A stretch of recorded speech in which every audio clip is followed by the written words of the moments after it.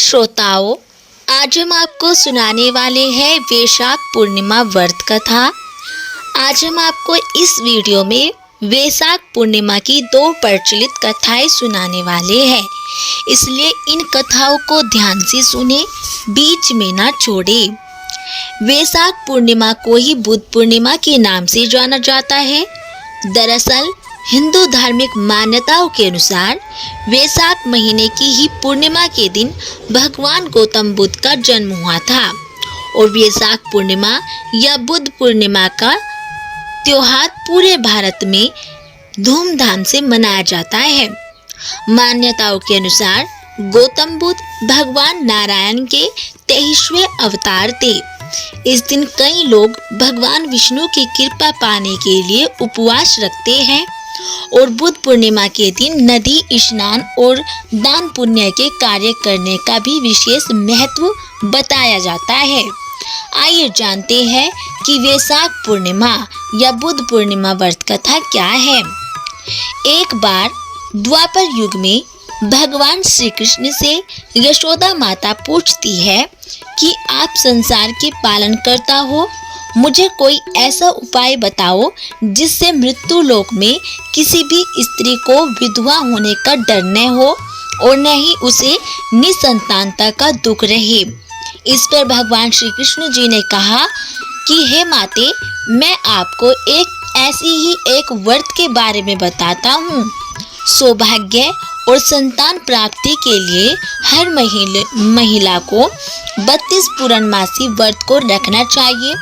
यह संतान और सौभाग्य की रक्षा के लिए बेहद फलदायी माना जाता है। मैं तुम्हें विस्तार से बताता हूँ।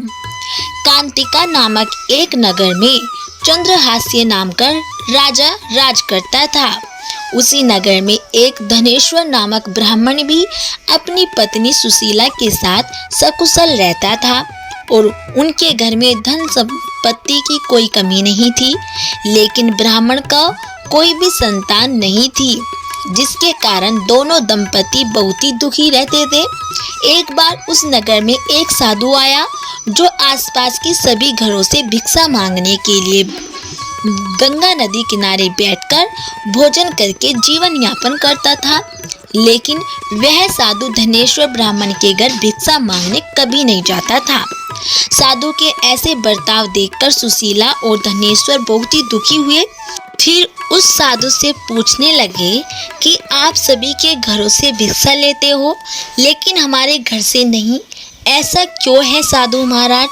तब साधु ने जवाब दिया कि तुम निसंतान हो, ऐसे घर से भिक्षा लेना पतितों के अन्न के समान होता है और मैं कभी भी पाप का भागीदार नहीं बनना चाहता। बस यही कारण है कि मैं तुम्हारे घर से भिक्षा नहीं लेता हूँ। यह सुनकर धनेश्वर बहुत दुखी हो गया और साधु से पूछने लगा कि हे महाराज, ऐसा कोई उपाय बताइए जिससे मुझे संतान सुख प्राप्त हो। तब साधु ने ब्राह्मण दंपति को 16 दिन तक माँ चंडी की पूजा करने का सलाह दी। इसके बाद धनेश्वर और उसकी पत्नी दोनों इस व्रत का पालन करने लगे। दंपति के इस आराधना से माँ काली प्रसन्न हुई और उनके सामने माँ काली प्रकट हो गई।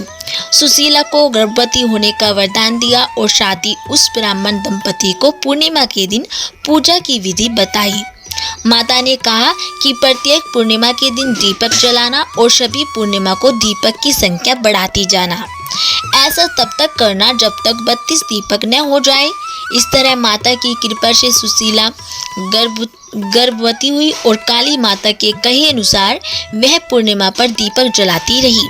फलस्वरूप दंपति के घर एक पुत्र ने जन्म लिया, जिसका नाम धनेश्वर और सुशीला ने देवदास रखा।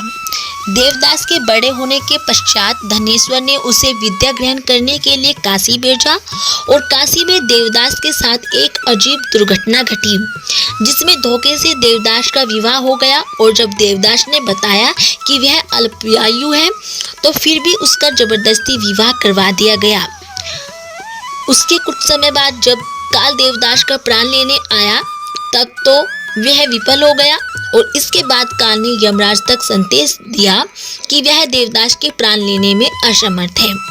इसके बाद यमराज ने उसकी वजह जानने के लिए भगवान शिव और माता पार्वती के पास गए। तब पार्वती माता ने काली माँ से मिले वरदान के वृत्तांत को सुनाया और कहा कि ब्राह्मण दंपति देवदास के माता पिता ने पूर्णमासी का व्रत रखा था, इसलिए देवदास का कोई कुछ नहीं बिगाड़ सकता है। पूर्णिमा व्रत के महत्व को जानने के बाद से कहा जाने लगा कि इस व्रत को करने से जातक को काल से मुक्ति मिलती है और साथ ही भगवान सभी मनोकामनाएं भी पूर्ण करते हैं। तो दोस्तों, ये थी वैशाख पूर्णिमा व्रत कथा। यदि आपको हमारी ये कथा अच्छी लगी हो तो प्लीज हमारी वीडियो को लाइक करें और चैनल को सब्सक्राइब करना ना भूलें।